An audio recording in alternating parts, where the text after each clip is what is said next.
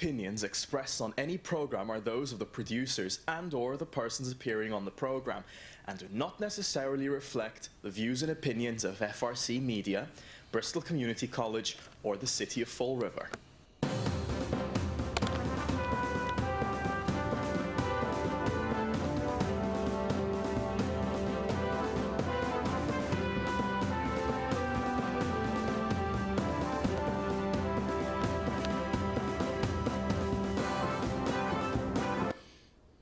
Hello, welcome to Spindle City Straight Talk. I'm Chip, and somewhere in the control room is CJ. We have oh, there he is. CJ, do you have audio? Welcome to live television. We have there we are, I have audio. Okay. We have a temporary set, temporary everything, and I have an echo, but we don't care. We will persevere. Okay, we're setting the audio. You can continue. Yes, okay.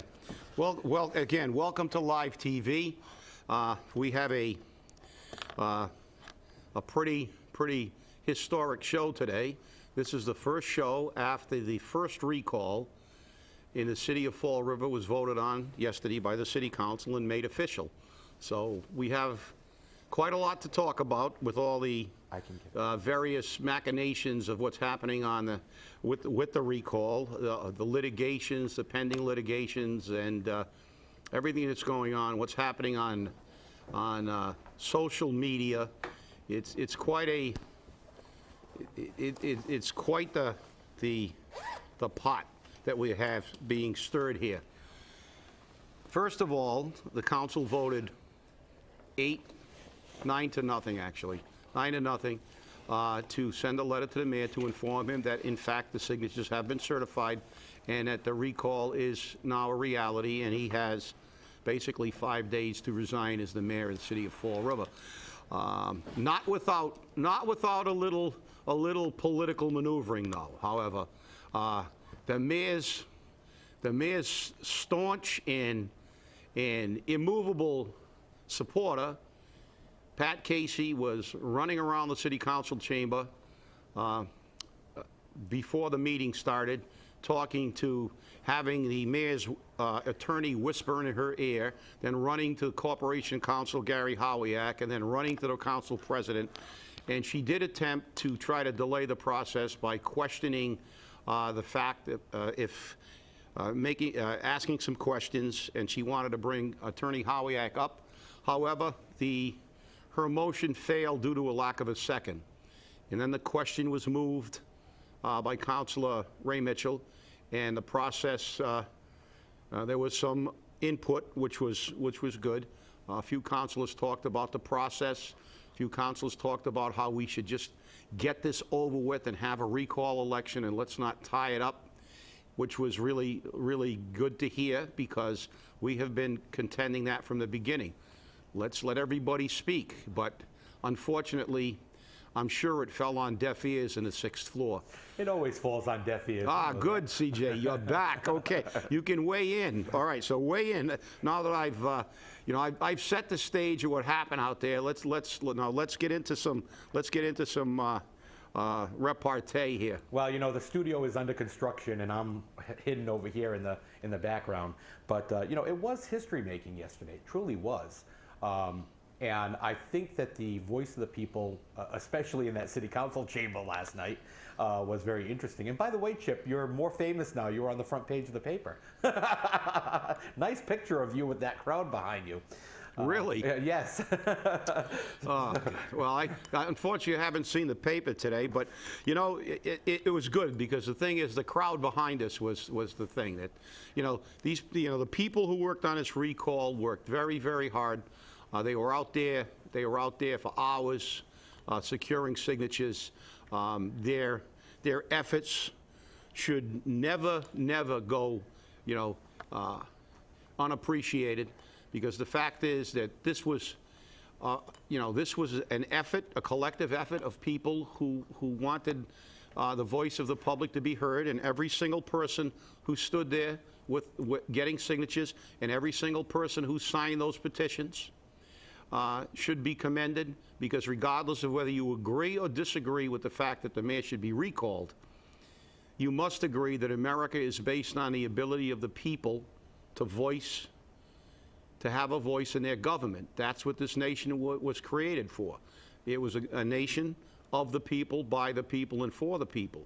And whether you agree or disagree with the recall effort, the fact is, we have secured enough signatures to have it, so let's just have it.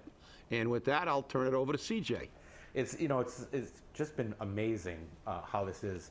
A lot of people, as soon as it was a 9-0 vote, we've never ever had a 9-0 vote on something like this, and I was stunned.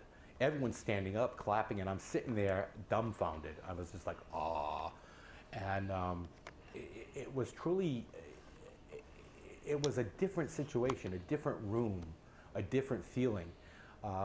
And the mayor's lawyer was there, and it was amazing to see what actually happened with these people. And what went on during the day prior to getting to this vote. I mean, I was running around with people who had their name and addresses exposed on the internet, on Facebook, on a website, and now on the lawyer for the mayor's website. And they have 209A orders, which are protective orders or restraining orders, as they're generally dealt with. And the clerk magistrate would not take any complaints. This has got to be taken up with the special prosecutor, is exactly what I was told. The magistrate's office was inundated with people who have restraining orders, and you have to ask yourself, what went on there that they didn't want to have to take these complaints? But these are women who have children who are very scared. And then we hear from other reporters that the gentleman who was running the propaganda site for the mayor, actually a couple of propaganda sites for the mayor, who had a contract with the city, who developed software for the city, lost his CDA contract. They removed him. And I'm waiting for confirmation, so this is still unconfirmed. I'm waiting for confirmation from Michael Dion, who is the CDA director. But right away, that individual came back and posted that, they think they've gotten to me and they're ruining my livelihood, but I'm presenting to businesses and city departments what my company can do for Fall River. Mind you, this is a company based out of Dartmouth. But you have to ask yourself, when are people going to wake up? But one of the things I think is interesting, because in looking back at this particular situation with the mayor, and we have actually access to all of this, and I'm thinking we're going to do a special show on it. When the mayor first ran for school committeeman, he came in for his 5 minutes of time at the FRC Media Studios at that time, and he did the Clinton thumbs up, and I feel for you, and one of the professors here at BCC, and I spoke to him just before the show went on the air, said that he's auditioning for the part of a politician, auditioning for the part. I thought that was very interesting, that he was auditioning for the part, and he's still auditioning for a part. I don't know for what, but you have to say to yourself, what is happening in Fall River? And I spoke to this professor. I said, you and I should take a flight out to Hollywood and try to present this to a Hollywood producer. He says, they wouldn't believe us. We couldn't write this, and you can't write what's happening in this city. I mean, this is a revolution. This is truly a revolution, Chip. I just don't know where to go. You're right, and but the problem, it's the collateral damage that some of these, it's what the mayor has stooped to, legal obstructions to stop the people from speaking. This individual who had these websites is now saying, we didn't get to him. We had no intention of getting to him. What we have an objection to is having a total insensitivity to people who have these restraining orders, where statutorily, I believe they have to check this before they do it. The fact is that you cannot expose people who have protective orders, who may be harmed by someone. They have those restraining orders issued by a court for a valid reason. The court just doesn't issue these things without evidence. You have to go on and you have to define why you need a restraining order. And to do this just goes to show a total lack of sensitivity and a total lack of morality. I mean, he just doesn't care. Apparently, he feels the best way to get business is to do anything it takes and sacrifice anybody just so he can impress the people he's trying to work for. And that's where I guess he has a right to be an insensitive jerk, but I wouldn't hire him. Anybody that I know probably wouldn't hire him, and he's doing himself really no good. But it doesn't stop there. He posted, which, by the way, anybody who wants to hire him, I want to show you how brilliant he is. He posted the petitions with a time date stamp, which proves that the city violated their obligation not to release certified signatures until after the city clerk was notified and the president of the city council was. So, Mr. Ferry, you rocket scientist, you showed how good you can do. You just now have become responsible for a complaint that we are filing with the city council asking for a full investigation of why Liz Camara gave you those petitions before and in direct conflict with her statement that no information would be available to anyone until after the city clerk and the president of the city council were informed, yet your time date precedes the time date on the city clerks and the president of the city council. So kudos to you, buddy. I think you're going to get a lot of business after this. Well, I think it's interesting because Councilor Pereira brought that up last night in the city council meeting, in that, where is all this information coming from, that it's coming out even before the city council knew? Because the city council's notification was set at 16:58 hours, which for people who don't understand military time, that is 4:58, 2 minutes before 5, yet these petition printouts were generated hours before the certification went to the city clerk. And Allison couldn't even release the information to me until she had notified Council President Camara. So it gets to be very, how does the lawyers for the mayor and the propaganda team work? And, the big question is this: who is running communications for the Flanagan team? Because whoever's doing it is just unbelievable, because they're not doing a good job. Communications 101 says you vet everything before it goes out, and obviously this stuff is not going out and it's not vetted. So I have to ask, who's doing that first and foremost. So I don't think I would run a campaign this way, Chip, and you and I have a lot of experience in political campaigns. How would you handle it? Well, obviously, I wouldn't put a timestamp that showed a violation of the law, and on a social media site where everybody has it now. But the fact is that this only proves what a historic thing this was, because the fact is that this initiative was basically done in an uphill battle. I mean, the old adage that you can't fight City Hall? Well, again, all these things that are now becoming public show how difficult it is and how the playing field is not level.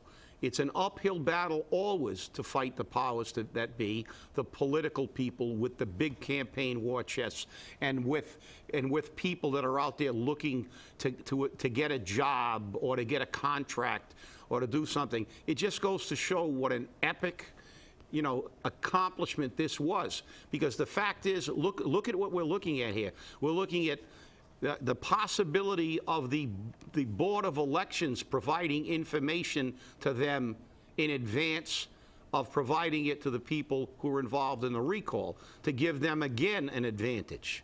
The advantage they have of hiring lawyers that can file 7-page objections and try to delay the process, while we have to, basically scrape up dollars from people who have to pay their taxes and all the other fees and buy their bags. I mean, they had everything was in their favor. We virtually did this with sheer grit and determination. And that to me is what's really impressive about what the people have done with this recall. And I think that the city council, and you were right, the tenor in the city council chamber was different than I have ever seen it. And I have been in front of that council for decades. You could see that they finally realized that ultimately you can get to a point where the people just get fed up and they will rise up and be heard. And I think that this is going to change politics in Fall River for a very, very long time. It's interesting, Chip, because I've been through many political campaign schools. I went down to Washington, D.C. I was trained by the Republican Party.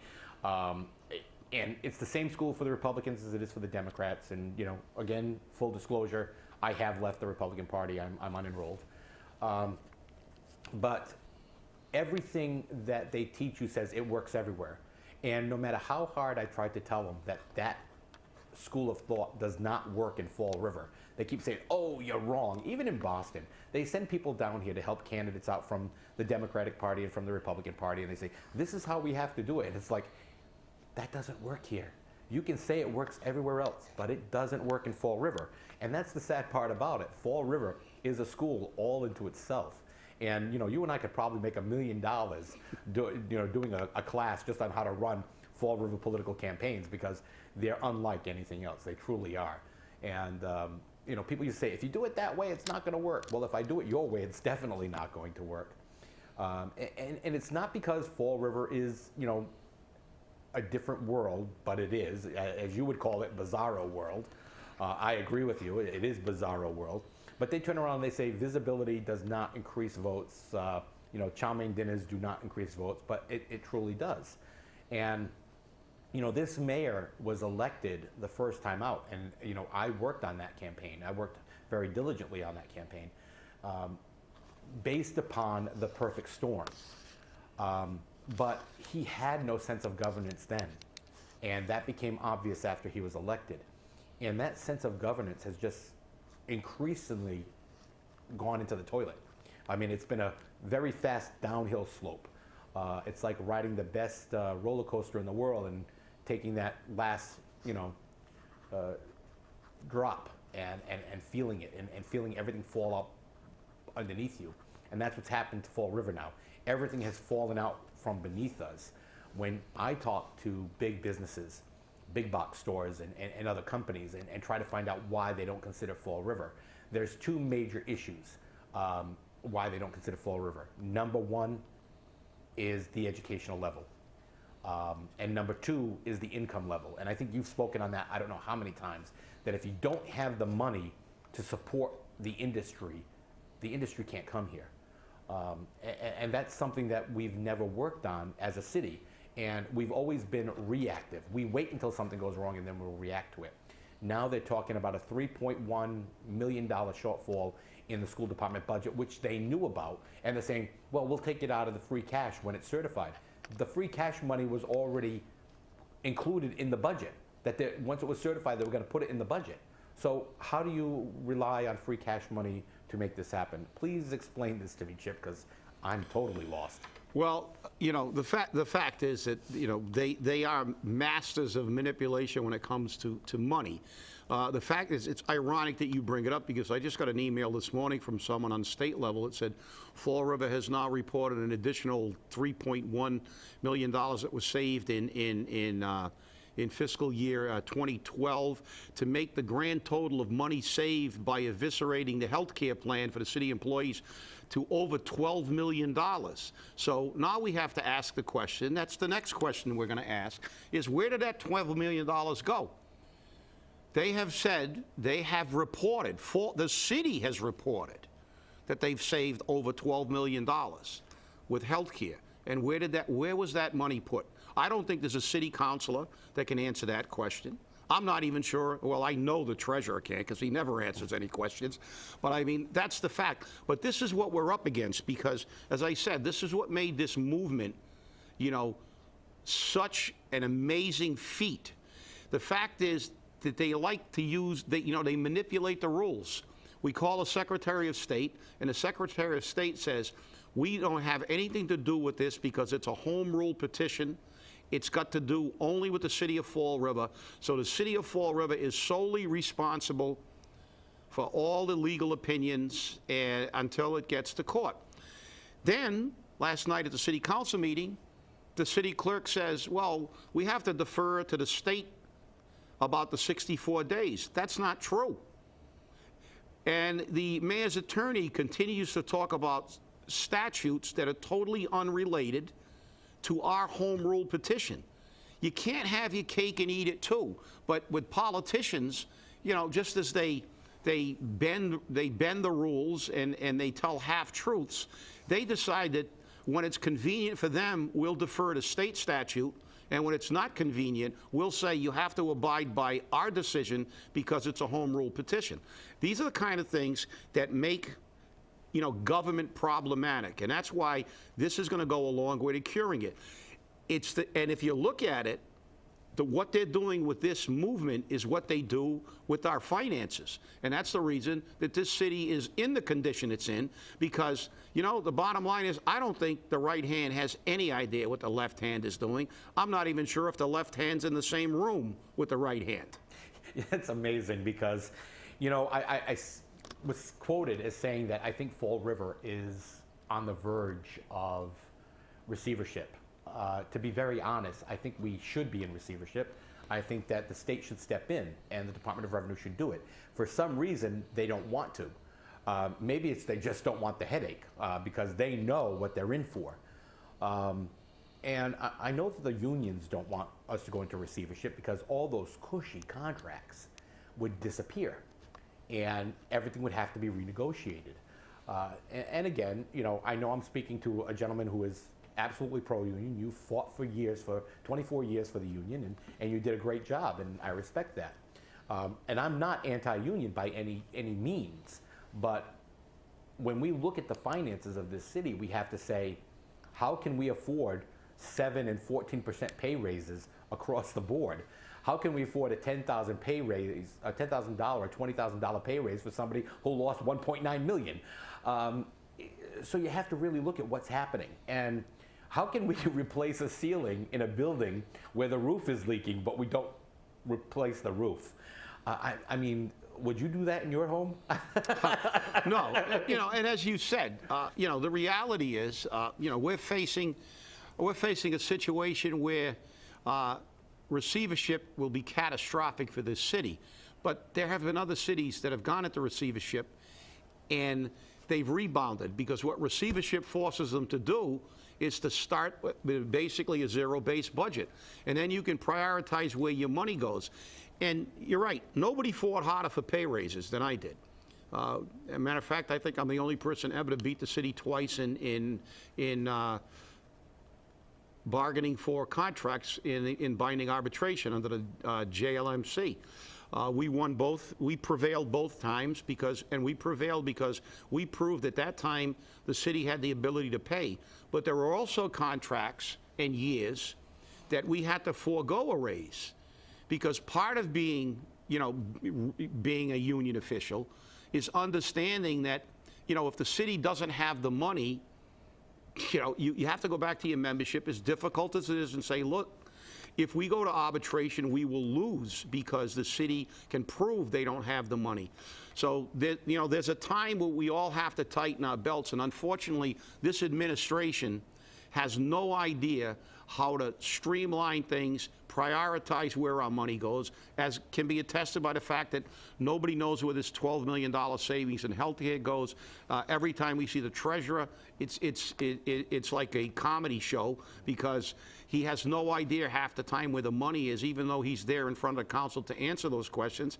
And how can we expect to have a city that is being run in the most efficient way for the taxpayers and to provide us essential services when it's totally, this government has proven it's total chaos? The reality is that everybody in every union, as difficult as it is, has to realize that it's better for them in the long run to get the financial conditions of this city straightened up, because the fact is, if this continues this way, the damage to all their departments will be a lot worse.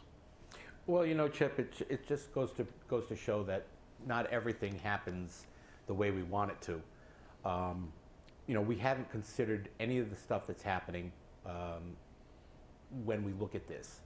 Everyone is looking at, what is this for me? You have members of boards that are saying, ooh, I get my $3,000 or $4,000 a year, and if the mayor goes, I'm not going to be on the board, so I have to support the mayor. And if this happens, if that happens, and we have people doing jobs they're not even qualified to do. We have nurses' aides directing traffic. They are making decisions on who can park where, and what lights can get working, and what light timing can change, and we have people that have not a clue. And then you have people on the ZBA who are turning around, and if you get the right lawyer with the right person, everything gets passed. And you as a former district chief know that the way this city is, we're building houses closer and closer. I mean, if I light a match between them, they both go up like matchsticks themselves. So the benefits that the city's gaining are not happening. And I mean, when you look at just what happened with the fire department, we're going to cut down 175 and we'll be able to save money, but nobody took into consideration the fact that the overtime was going to go through the roof. And why didn't they? Why do we have to continually make false claims and false statements and everything else that just makes people feel as though you're lying? Yeah, well, on that, I was informed by a source that the city is not going to announce very shortly they got a grant. I'm not really sure about the amount, but you've heard it here first. There will be a grant announced at some point in the future, and that grant will be split between the police and fire departments. And it isn't a grant that's it can be utilized for other things besides hiring. So what the mayor in his infinite wisdom will do is he's going to appropriate half that grant to go into the overtime budget to fund overtime for the rest of the year in the fire department. So here we go again, where we're subsidizing the overtime with a grant that will not be here next year. So what happens if we maintain the same overtime rate, which we probably will? There might be a slight downtick if they put a few people on, which I doubt. But let's say they do. There'll be a slight one. We're not even a quarter of the way through the fiscal year and the overtime budget's depleted. So we're going to put a Band-Aid on it again with the grant, and then next year, when we run out of money in the overtime budget, there will be no grant to subsidize it. So what do? Again, totally irresponsible fiscal management on the part of this mayor. He doesn't have a clue. And as I said before, I don't have anything against Will Flanagan personally. The fact is, as I've said before, he just can't do this job. Well, Chip, it's sad that that's true, but our time is running out, and we're going to lock this down.